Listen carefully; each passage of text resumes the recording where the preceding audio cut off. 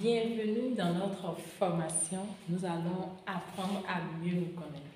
Sincèrement, je suis ravie, je suis contente d'être en contact avec vous. Nous allons découvrir durant ce module de formation quelles sont les causes profondes qui peuvent nous empêcher de vivre l'abondance que nous méritons. Nous allons chercher à mieux nous comprendre comment on fonctionne, quelles sont les sources de nos pensées, de nos émotions et qu'est-ce qui influence nos comportements, qui déterminent nos résultats dans la vie. Alors, avant qu'on en revienne là, pour ceux qui ne me connaissent pas, je me présente Mélène Mendesser Aromeni.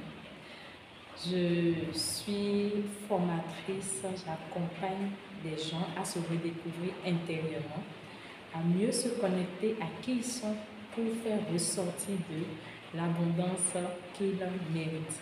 Mais tu ne peux pas faire ressortir de toi l'abondance si tu ne sais pas comment tu fonctionnes. Lorsque j'ai un véhicule et je ne sais pas comment ma voiture fonctionne, à chaque fois quand j'aurai n'importe quel problème, je vais appeler un mécanicien pour venir m'aider. Ou lorsque j'ai un PC, je ne sais pas comment mon PC fonctionne. À chaque fois, pour les petits problèmes, je risque d'appeler le technicien. Ou ce que moi-même je peux faire sur mon PC, si j'ai envie de faire par exemple du saisie, je vais aller au cyber payer pour ça. Donc quand tu n'apprends pas à mieux te connaître, quand tu n'apprends pas à découvrir tes ressources, tes atouts, pour rien du tout, c'est toi qui es porté pour faire des dépenses inutiles. Alors, qui suis-je pour vous partager ces informations? Parce qu'il faudrait que vous sachiez d'où je viens, quelles sont quelques expériences que j'ai vécues qui peuvent nous permettre de partager avec vous ces informations. Parce qu'on ne parle mieux que de ce qu'on a vécu. Alors, j'ai commencé à un moment donné de ma vie à être perdue. Quand je dis être perdue, à chaque fois quand j'investis, c'est toujours des pertes. Je suis toujours, comme on aime le dire, au mauvais endroit, au mauvais moment. Il m'arrivait même des fois de me dire, ça c'est l'opportunité, des gens investissaient, mais quand moi j'investis, je passe à côté. Ou quand j'étais dans des difficultés liées à l'argent, des gens que je pensais qu'ils pouvaient m'aider, à chaque fois quand j'allais vers eux, c'était toujours des attentes sur attente, après on va t'aider, après on va t'aider. À un moment donné, je me suis dit, mais est-ce que je suis malchanceuse? Qu'est-ce qui se passe dans ma vie? Malgré le nombre de diplômes que j'ai eus, malgré mon intelligence, mais qu'est-ce qui ne va pas? Au même moment, j'ai d'autres collègues, ils n'ont pas, quand on était en classe, c'était pas ça, les résultats étaient vraiment à peu près, mais eux, ils ont quand même réussi sur le plan financier, sur le plan de la réussite. Et je les observe, je me comparais à eux, je me dis, mais qu'est-ce qui ne va pas à mon niveau? Dans cette recherche permanente, je me suis dit, bon, en tant qu'un bon Africain, il faut que j'aille vers les consultants spirituels. Forcément, c'est la sorcellerie qui est derrière moi. Vous imaginez, je me suis rendue chez des Bokono, de Bokono en Bokono, pour trouver des gris-gris, pour trouver des choses, pour faire fonctionner mes commerces, pour faire fonctionner à gauche et à droite. Mais j'avais l'impression d'être sur un tapis roulant. Je ne sais pas si vous connaissez le tapis roulant. Tu cours, tu cours, tu cours, tu augmentes la vitesse, tu cours, tu cours, tu cours, mais tu es toujours au même endroit. C'est comme si tu n'avances pas, tu ne recules pas, mais tu es statique.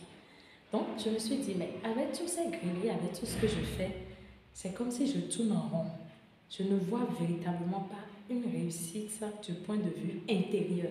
Parce que qu'est-ce que nous recherchons quand nous cherchons l'argent? C'est d'abord pour avoir la paix du cœur, pour avoir le bonheur et faire profiter notre entourage. Mais malgré mes recherches permanentes, je ne me retrouvais toujours pas. Je n'avais pas cette paix, je n'avais pas cette satisfaction. J'étais toujours dans la recherche permanente.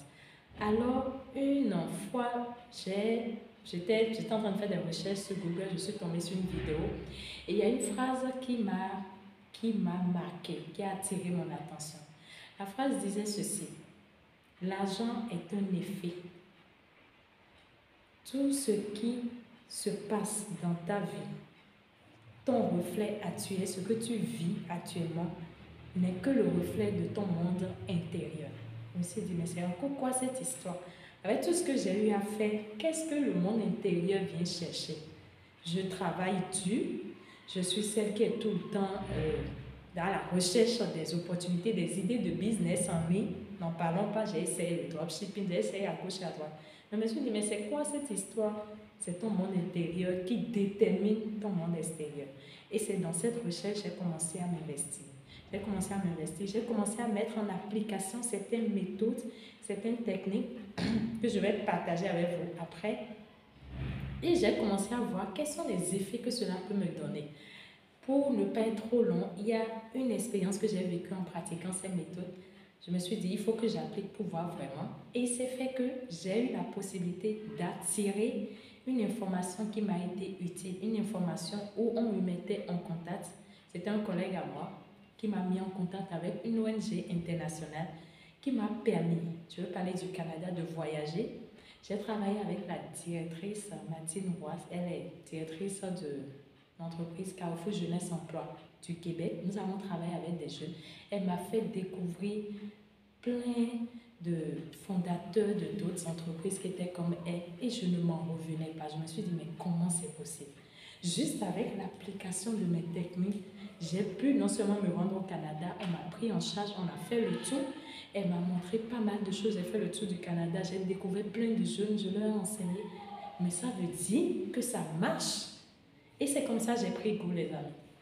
Et de plus en plus étant africaine, j'ai constaté que mes frères autour de moi, qu'est-ce qui se passe? Pourquoi, malgré tous les atouts, n'arrivent pas à émerger? Qu'est-ce qui est la limite? Qu'est-ce qui bloque? Et dans mes recherches, je me suis dit, waouh, mais là, il faut que tu partages avec eux ce que tu vis comme expérience qui peut véritablement les aider, les booster pour qu'eux-mêmes, ils créent des synchronicités qu'ils attirent facilement ce qu'ils veulent dans leur vie et qu'ils puissent véritablement vivre la paix du cœur, la joie qu'ils méritent. Alors, si tu es encore là avec moi, sincèrement, bravo à toi. Cela dénote de ta volonté à vouloir en apprendre davantage pour changer les choses dans ta vie. Alors, comment nous fonctionnons? Nous allons revenir là. Comment nous fonctionnons? Et quand je dis comment nous fonctionnons, nous allons partir de quelques exemples très simples. Observez un peu autour de moi. Vous allez constater que nous sommes souvent dans les histoires de dualité. Nous avons la main gauche, nous avons la main droite. Nous avons l'homme, nous avons la femme. Nous avons le principe masculin et le principe féminin. Souvent, nous avons ces deux principes-là qui reviennent. Donc, observons également cette dualité par rapport à nous. Par rapport à nous, nous avons notre monde intérieur et nous avons notre monde extérieur. Alors, du moment où nous avons le monde intérieur, nous avons le monde extérieur, ça veut dire quoi? Ça veut dire que les deux, normalement, sont censés travailler ensemble pour qu'on puisse avoir ce qu'on veut.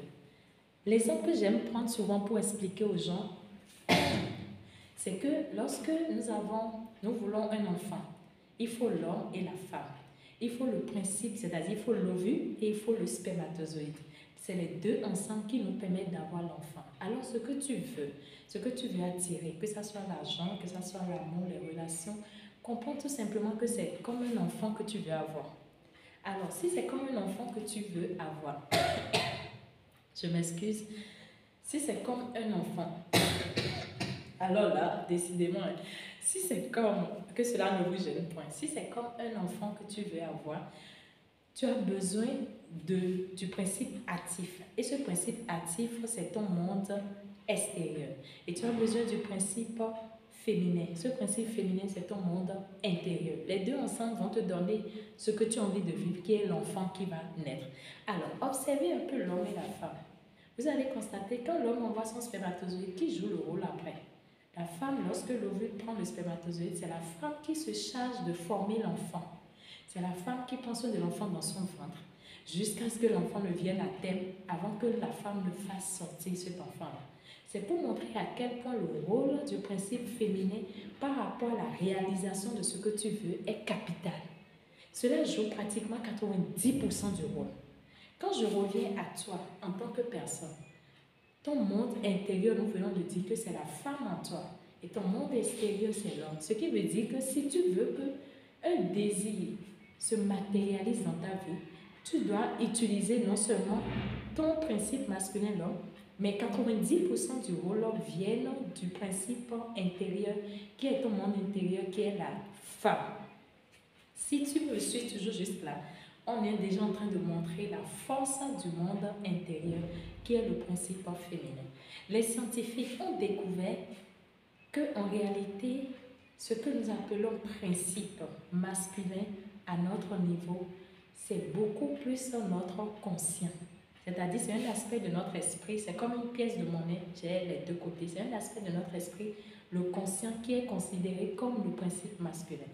Et le principe féminin de ce côté est le subconscient. Quand on dit subconscient, regardez avec moi.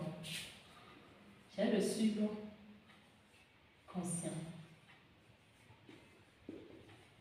Nous avons le subconscient et nous avons le conscient. Nous avons le conscient.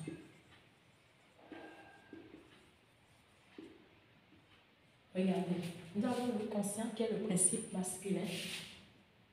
Qui est le principe masculin. Et nous avons le subconscient qui est le principe féminin. Donc, ton subconscient, c'est-à-dire sourd, allez chercher, vous allez voir, sub, ça veut dire sourd. Donc, notre subconscient est sous notre conscient. C'est pour ça que beaucoup n'en prennent pas conscience. Mais cela influence leur vie à près de 90%, que dis-je, 95%. Donc, étant le principe féminin, ce subconscient-là contribue à tout ce qui peut nous aider à réaliser ce qu'on veut, parce que c'est le principe féminin. Comment notre conscient fonctionne? Notre conscient fonctionne par raisonnement. Lorsque tu raisonnes, lorsque tu réfléchis, lorsque tu es dans la réflexion, c'est-à-dire dans l'action, lorsque tu es actif, tu es en train d'utiliser ton conscient. Il est là, il travaille quand tu es éveillé. Le conscient travaille quand on est éveillé. Mais quand tu n'es plus éveillé, le subconscient, lui, sa particularité, lui ne réfléchit pas. Lui, il exécute les informations qu'il a à son niveau. Que ce soit les mémoires, les programmes, lui, c'est comme ça il fonctionne. Il ne réfléchit pas. C'est un principe pas passé, comme on peut le dire. Lui, c'est ce que tu lui mets là. C'est comme les logiciels que tu as mis dans ton PC. C'est ce que tu mets là, que lui, il exécute pour toi, qu'il applique pour toi. Alors, ton subconscient, lui, il est tout le temps là. Il travaille 24/24. Quand tu vas dormir, ton subconscient prend la gouverne. Il est tout le temps là. C'est comme une mère qui est souvent là pour ses enfants. Il est aux petits soins. Il permet au conscient d'être allégé de certaines tâches. C'est ton subconscient qui dirige toutes tes réactions automatiques. C'est ton subconscient qui dirige le fonctionnement de ton corps. Quand tu manges, tu ne demandes pas au repas de passer par ici. Tu ne demandes pas à l'estomac, il faut que tu sécrètes pour digérer. Non, tous les organes savent ce qu'ils ont fait. Ils doivent faire. C'est le subconscient qui gère ça. Il gère ton corps. Alors, si on s'entend bien, ça veut dire que le subconscient gère tout ce qui est comportement. Lui gère tout ce qui est comportement, tout ce qui est programme et tout ce qui est mémoire qui sont enfouis en lui. Alors que lui, c'est lui on utilise pour apprendre de nouvelles choses, pour faire de nouvelles études, pour apprendre de nouvelles choses. Alors, comment notre subconscient et notre conscient apprennent les choses? Comment on peut arriver à installer ce qu'on veut, c'est-à-dire l'information, le programme qu'on veut à leur niveau? C'est de ça que nous allons parler maintenant. Si on convient que notre conscience, c'est les réflexions, apprendre de nouvelles choses, lui, il est actif, il faut réfléchir, il faut étudier, tout ça. Lui, il apprend lorsque tu es tout le temps dans l'apprentissage. Lorsque tu es tout le temps dans l'apprentissage, tu utilises ton conscient, qui est au niveau de ton lobe frontal. Alors que ton subconscient est derrière ton estomac. Là, c'est là le subconscient est. Et c'est là il envoie les informations. Donc, derrière l'estomac, nous avons des neurones. C'est comme des vaisseaux sanguins qui font circuler l'information au niveau de chaque partie. Au niveau du conscient, au niveau de notre cerveau, nous avons des milliards de neurones.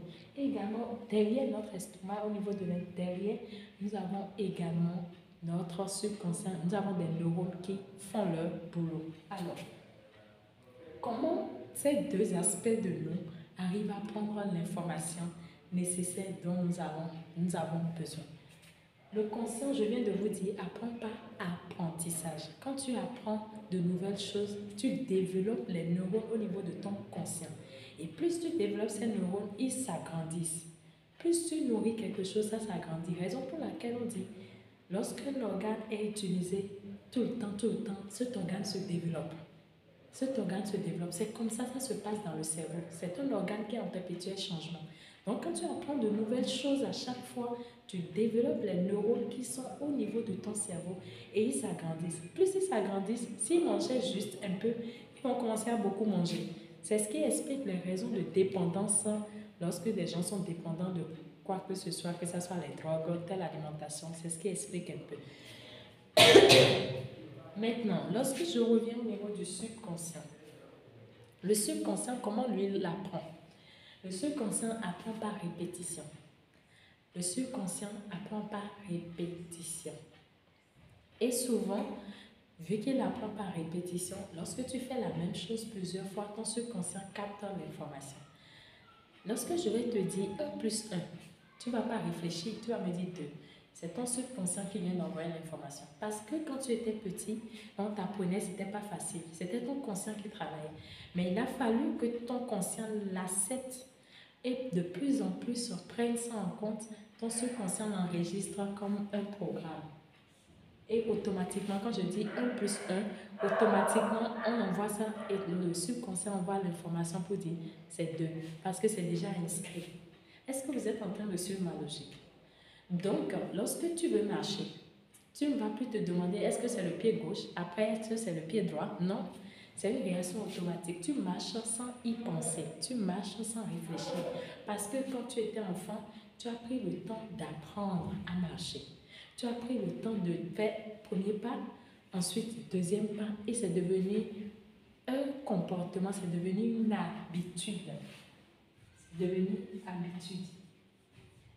Et quand ça devient une habitude, nous sommes au niveau du subconscient.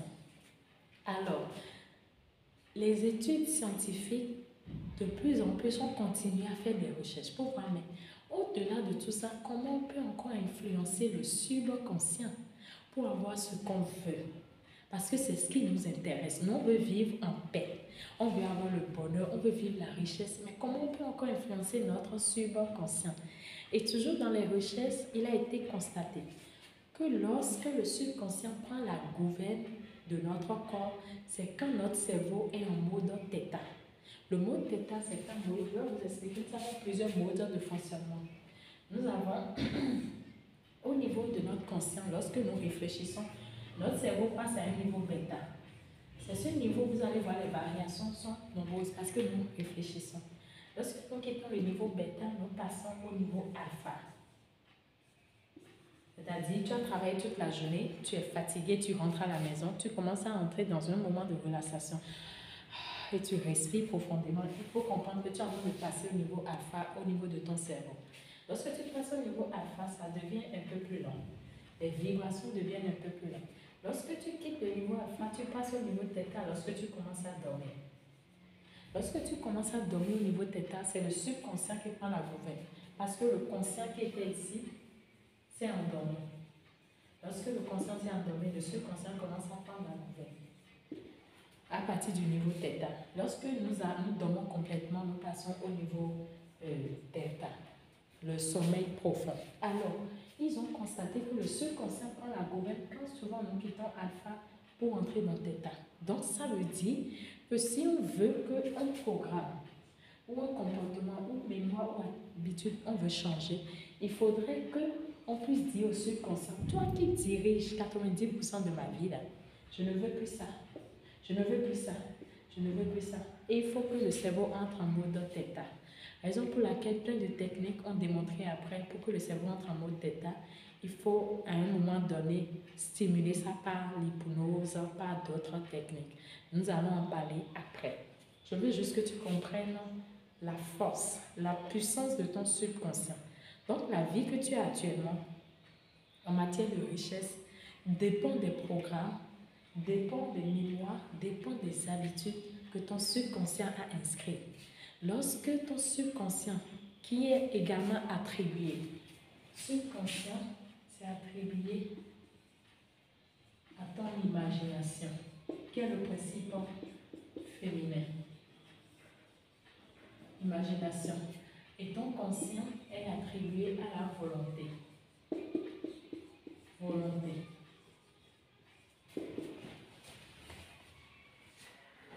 Volonté. Vous comprenez les amis? Donc c'est ça qui fait que lorsque tu as envie de devenir riche et tu le dis, je veux devenir riche, j'ai envie de devenir riche, mais je fais tous les efforts, je travaille dur, je me donne à fond, je n'ai pas les résultats que je veux dans ma vie. Comprends que ce n'est pas ton conscient qui a le problème, mais c'est ton subconscient qui exécute d'autres programmes. C'est ton subconscient qui exécute d'autres programmes. Et tu dois retravailler sur cet aspect de toi. Je vais vous expliquer quelque chose que je ne vous ai pas dit, qui est capital. Les études ont démontré que de 0 à 7 ans, tout enfant est dans son cerveau au niveau de l'état θ. De 0 à 7 ans. L'enfant qui est au niveau de l'état θ de 0 à 7 ans, c'est pendant ce moment de sa vie qu'on lui insère les programmes, les mémoires et les habitudes qu'il est censé avoir. C'est pour te dire quoi? Lorsque dans ton environnement, tu es resté avec des personnes qui n'ont pas une grande vision, c'est-à-dire des personnes qui n'ont pas des comportements liés à la richesse, tu es influencé, tu as des programmes, des mémoires qui sont inscrits en toi de la pauvreté, mais qui s'exécutent sans que tu n'en prennes conscience. C'est pour dire quoi? De 0 à 7 ans, la majorité d'entre nous sommes programmés. De 0 à 7 ans, c'est comme si nous venons de prendre notre PC. De 0 à 7 ans, notre environnement influence notre manière de voir les choses, notre manière de parler, notre manière de penser.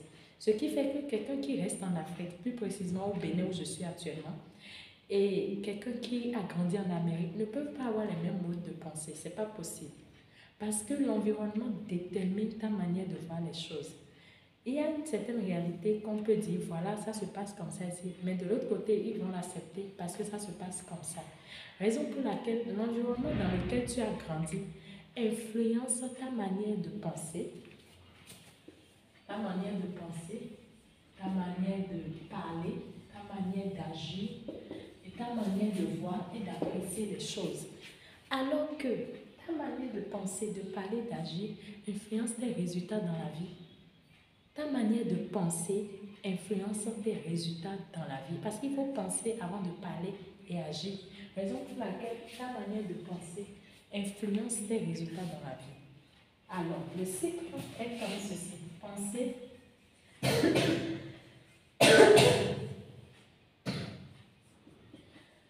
Les pensées influencent tes émotions. Quand quelqu'un, par exemple, te dit tu es bête et tu es resté dans un environnement où les gens, quand on dit tu es bête, on dit c'est moi qui est bête et on tape. Tu vas te dire, quand tu vas grandir, quelqu'un va dire tu es bête, ça va t'énerver. Automatiquement, tu vas déclencher une émotion en toi qui est celle-ci. Lorsque tu vas avoir la pensée, il vient de m'insulter bête. Cela déclenche l'émotion. L'émotion va déterminer quoi? Ton comportement. Lorsque l'émotion détermine ton comportement par rapport à tu es bête et ça t'a fâché, tu vas commencer à insulter la personne qui est ton comportement. Le comportement va influencer ton résultat. C'est-à-dire que l'effet, le résultat que tu es censé avoir, le comportement va l'influencer. Je vais faire ça comme ça pour que vous compreniez. Résultat. Lorsque le comportement influence ton résultat, tu vas commencer peut-être à insulter la personne et ça peut même conduire au bagarre. On est d'accord, le résultat que tu es en train d'avoir dans ta vie. Lorsque cela va influencer ton résultat, cela va déterminer une croyance en toi. Ta croyance est celle-ci, c'est que tu prends pour vrai que quand on t'insulte, il faut que tu répliques. Ça devient une croyance en toi. Quand tu crois en quelque chose, tu l'acceptes étant vrai pour toi. Raison pour laquelle les croyances diffèrent. C'est pour ça que vous allez entendre souvent qu'on parle de croyances limitantes, tout ça, les croyances diffèrent. Donc, tes croyances en même temps vont naître de là. Tes croyances qui sont nées de là vont t'emmener encore à avoir des pensées qui vont t'emmener dans le même cycle.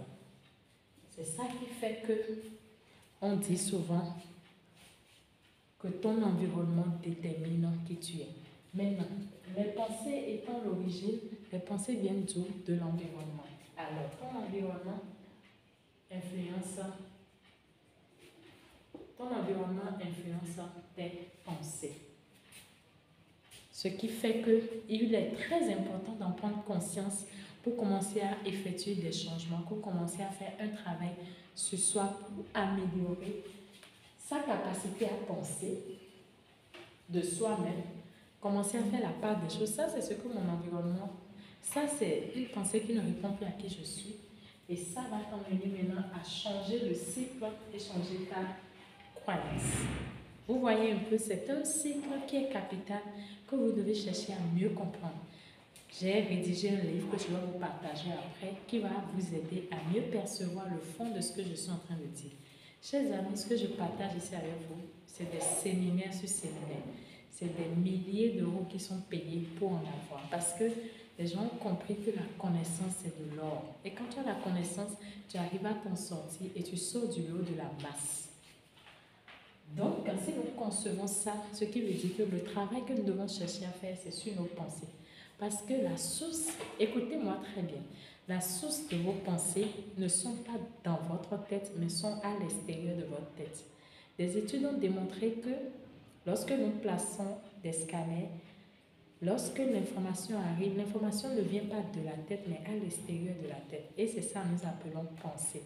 Donc tes pensées viennent de l'extérieur de ton environnement. Ce qui fait que quand tu es dans un milieu où les gens se plaignent tout le temps, eux, ils envoient leurs pensées de plainte dans l'environnement et toi, tu peux capter ça. Ce qui fait qu'au lieu de merger du lot, tu as tendance à te chercher. Raison pour laquelle quelqu'un qui est souvent en Afrique, qui est payé peut-être à 50 000, il se dit waouh, c'est pas mal. Hein? Et il passe de l'autre côté à l'extérieur où il est payé à 1 000 euros. En même temps, dans sa tête, il y a un déclic. Et lorsqu'il revient ici, il ne pensera plus de la même façon parce que l'environnement dans lequel il est resté a modifié sa façon de penser. Et automatiquement, arrivé ici, il va dire 50 000, mais c'est moins de 1 000 euros, je vais faire quoi avec ces 100 euros à peine? Vous voyez les amis, donc c'est comme ça qu'il faut commencer à faire le travail. Nous allons passer un petit exercice pour en finir aujourd'hui. C'est que je vais vous demander de fermer les yeux. Fermez vos yeux, mettez vos 2 mains devant. On est d'accord? Je vais déposer. Mettez vos 2 mains devant. Lorsque vous mettez vos 2 mains devant, vous allez imaginer que dans votre main gauche, il y a une petite feuille qui est très légère. Elle est tellement légère qu'elle est légère, elle permet à votre main gauche d'avancer, d'aller en haut, d'aller en haut. Ensuite, imaginez dans votre main droite un paquet de ciment. Faites l'exercice, on va voir ensuite qu'est-ce que ça nous enseigne. Un paquet de ciment qui pèse tellement. Ça pèse tellement dans votre main droite que la main droite avance en bas. Waouh, mais qu'est-ce qu'elle avance? Tout doucement, ouvrez vos yeux, observez avec moi ce que je suis en train de vous faire. Je viens de vous montrer la force de vos pensées, juste avec ce que je viens de dire. Et avec votre imagination, regardez comment vos mains ont suivi. C'est ça qui montre que le résultat que tu as dans ta vie en matière d'argent est lié à ta manière de penser. Dans notre prochaine vidéo, nous allons découvrir quelle est la relation entre ça, entre qui tu es et l'univers et comment tu peux l'utiliser pour attirer à toi ce que tu veux. Sincèrement, ça m'a fait du bien de partager avec vous. On va en arrêter là pour la première vidéo. Nous allons passer à la vidéo suivante que je te demande de cliquer dans les commentaires pour la suite.